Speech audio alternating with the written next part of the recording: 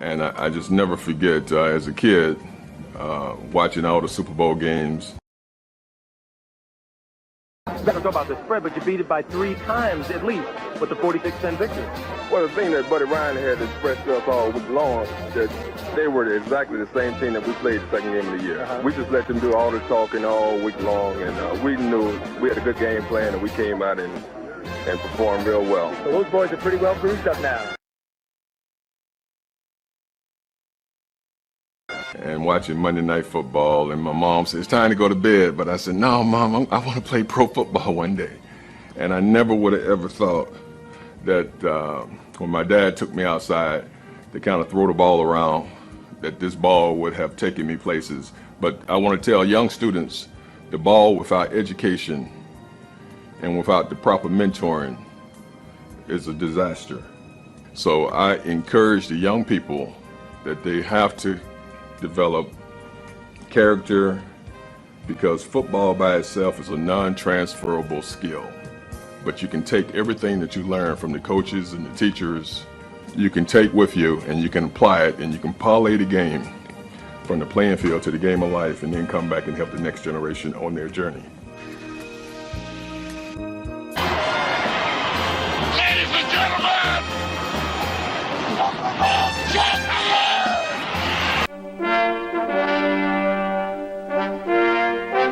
on January 6, 1985, the Chicago Bears stood within reach of the Super Bowl for the first time. Their journey to San Francisco had been marked by challenges met, and in their wake, the Bears had left a trail of bruised opponents and broken records.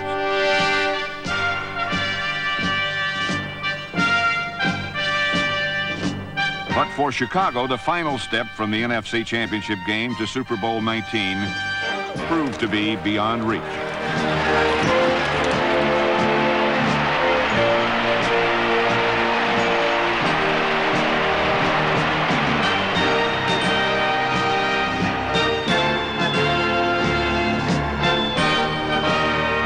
The bold journey had ended in frustration. However, the true significance of the Bears' 1984 season lay in the great distance they had come and the hard-fought road upon which they had traveled.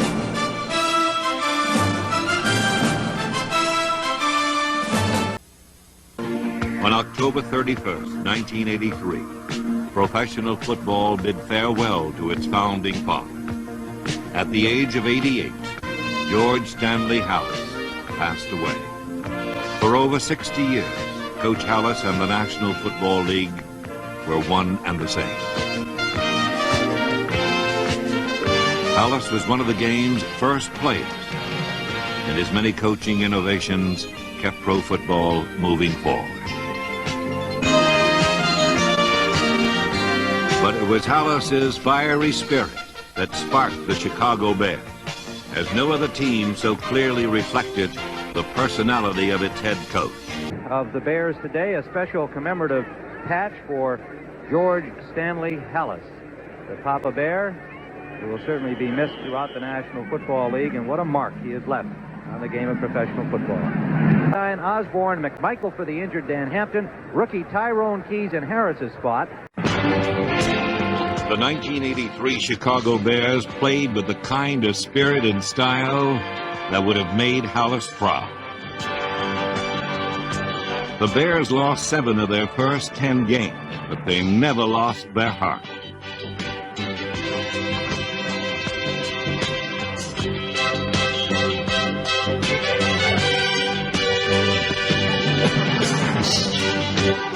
By winning 5 of its last 6 games, Chicago finished strong. The Chicago Bears, a team possessing a proud past as they move toward a promising future.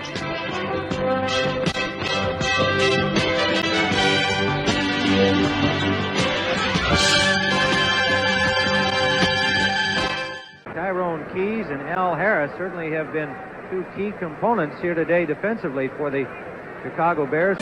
The Bears won their division championship for the first time in 21 years. They were a special team, possessing the guile and finesse to avoid opponents as well as the fury and muscle to meet them head on.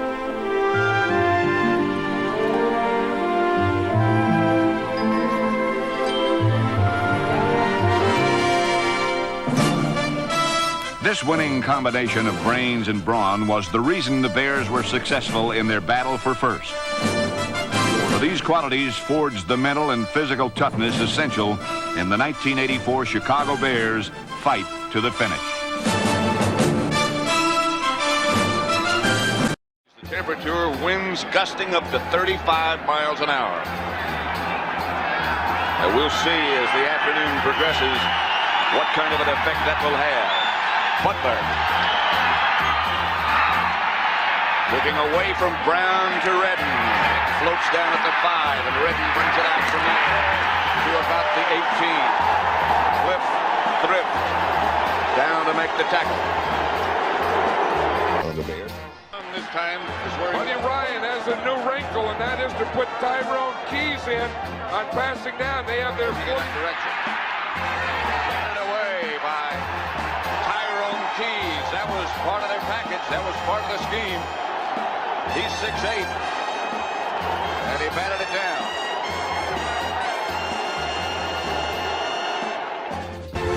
Ahead 17-0, the stage was set for one final magic moment. And now the winner that everybody talked about. I wonder if finally arrived. maybe they're cheering for the snow. The best thing about that day was the last fumble. Third down, 11 yards to go for Dieter Brock and company. Brock back to pass, the rush on for and hammered down. Look at the ball. Picked up by Wilbur Marshall. Marshall running across the line. Go. 30, 20. There's all the way. 5, touchdown.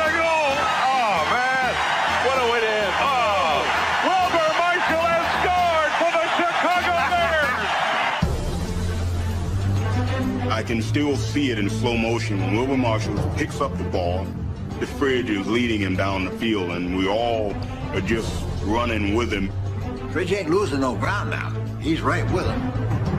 You can't write a script for this, just the way it all ended. Not to get theatrical, but I mean, how better can you write a script here for crying out loud?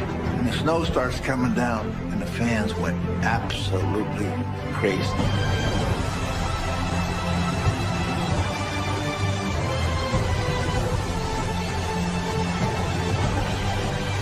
The Bears were going to their first Super Bowl. Mike Ditka's thoughts turned to Papa Bear George Halas, the man who had hired him to get them there. And I think right there, the old man was saying, that's the first time since '63. And finally, a Super Bowl for the Chicago Bears. Walter Payton hugging Virginia and Ed McCaskey, and now linebacker Otis Wilson. Inside the Bear locker room for the owners of the Chicago Bears. She, of course, is a lovely daughter of the late George Halas, the founder, who was the coach of this team the last time they won a championship. And the Fridge, number 72, William Parrott.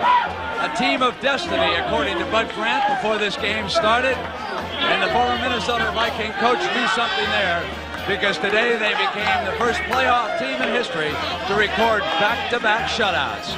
First it was the Giants, and now it's the Rams. And our post-game activities will continue live from Soldier Field in Chicago. We're getting ready for the trophy presentation because the winner of the National Football Conference receives a... Chicago Bear fans here in Soldier Field and in Chicago and everywhere for all the love and support that they've shown to us during this year and especially today. This trophy was established by the National League owners in March of 1984. And last year the 49ers won it, but there wasn't a ceremony like this. The trophy wasn't ready for presentation. So this year we have it right here in Chicago. Well, Mrs. McCaskey, of course, Virginia McCaskey is George Halas' daughter. Congratulations to you, but you're going to make your presentation, of course, to the president of the Chicago Bears. Yes, I am. I just want to mention first that a lot of people have said to me this week or this year, isn't it too bad your dad wasn't here to see this? Well, I think he's been with us the whole season, and I think he's here with us now, and he'll be with us always. Such triumphs will always rekindle fond memories of yesterday and of a man who is gone but will never be forgotten. George Halas has not abandoned the Chicago Bears, for his spirit will forever be present in every member of the team he built, coached, and made legendary. The Chicago Bears, a team with a proud past and a promising future.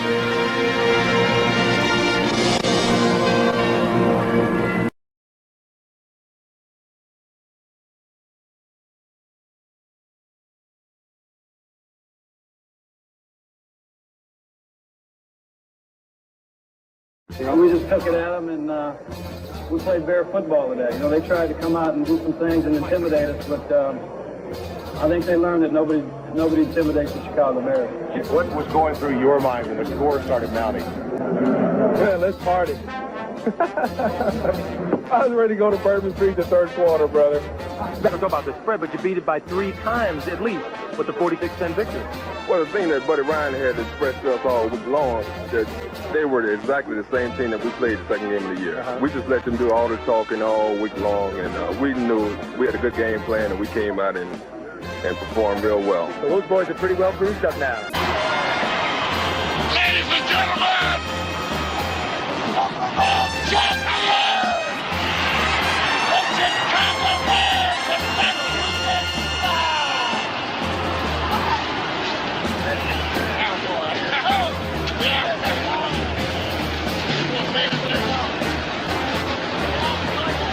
ladies and gentlemen, Mr. Michael McCaskey, the Chicago Bears.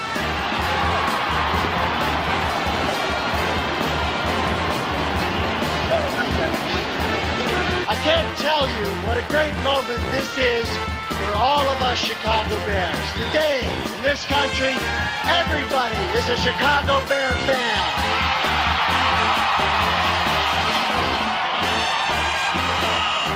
Our Bear family has a dream, and that's to be a championship ball club. The players, the coaches, the staff have worked hard and long to make it happen. It happened. We are the Super Bowl champs.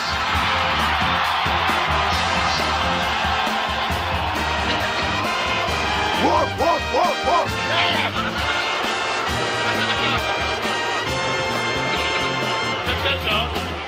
It couldn't have happened without superb players. And there are a lot I couldn't mention. Samurai, the Colonel, Double D, Jimbo. It goes on and on. But if you had to mention one, player, it would have to be Walter Payton.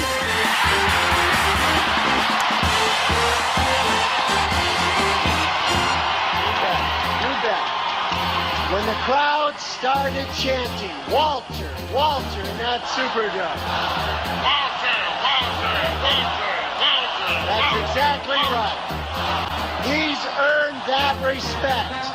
He's earned that respect as a man and as a football player. He can stand for the Chicago Bears. This guy's a pretty tough coach. How'd you like to have played for him? Well, I would have loved to have played for Mike because I think Mike is a disciplinarian. I think deep down inside of all athletes, they want to be disciplined because they'll get the most out of them. There's a parent that Mike did that all year, but in such a way that he still allowed the guys to be themselves, allow them to be themselves. They put forth and show their character all year. That's what brought them here. Okay, like I said, they're the best team in football. Congratulations. Okay, thank you, Darryl Stingley. Mike, one last thing. You know about you're going to be there for the parade tomorrow, flying in and what parade? What do you mean, what parade? They're all waiting. I'm flying to Toronto tomorrow. I'll be in Toronto early. Hi, Megan. This is Megan. Hi. I'm very proud of my dad. She and I are flying to Toronto. Let me ask you, what was the game plan going in? What was the general philosophy on New England and how you were going to shut them down? Did you do anything differently with them that you'd done the last couple of games? Well, we had the exact same game plan. We did change a few things in our 46. If they had come in with 2 tight ends and 2 running backs, but they were never able to use that running situation, so we just lined up and played football. They didn't really change much from what they did. They didn't come up with anything really new, did Nothing new. They played surprise you? They played right into our hands like they did last time. Nothing but pass in this first quarter. And so it is. And Eason will eat it. And my son here got a chance to see me play in my first Super Bowl, and we won it. That's all that matters, is that he's happy, my family's happy, and the people that were behind me are happy. That's it. And you made the people of Chicago happy, too. I hope so. In a title game, 73-0. This wasn't quite as devastating. It'll have to do. 46-10 for the 46 defense. Congratulations, Mike. Bob, his birthday would have been on February 2nd. This is a fitting birthday gift for Mr. Hallis. How often during the game did you think of George Hallis? I always think of Coach Hallis. It's because of him I'm here. He loves us whether or not we know it. And he'll forgive all our sins. Oh, yeah. And all he asks of us, oh, yeah, is we give each other love. Oh, yeah. Love your mother. She bore you. Love your father. Love your sister. It's good to love your brother. Love your brother. Don't go and talk about my father. It's good to us. God is my friend. Jesus is my friend. And when we call on him for mercy, Father, he'll be merciful, my friend. Oh, yes, he will. All he asks of us, I know.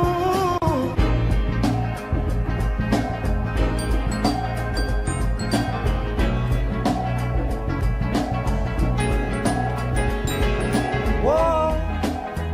Oh, mercy, mercy me. All things ain't what they used to be now. Where did all the blue skies go? Poison is the wind that blows from the north and south and east. Whoa, mercy, mercy me. All things ain't what they used to be now. Oil wasted on the oceans and upon our seas, fish full of mercury. Oh, mercy, mercy me. All things ain't what they used to be now. Radiation underground and in the sky. Animals and birds who live nearby are dying. Oh, mercy, mercy me. All things ain't what they used to be. What about this overcrowded land? How much more will you from me? Can't you stand that?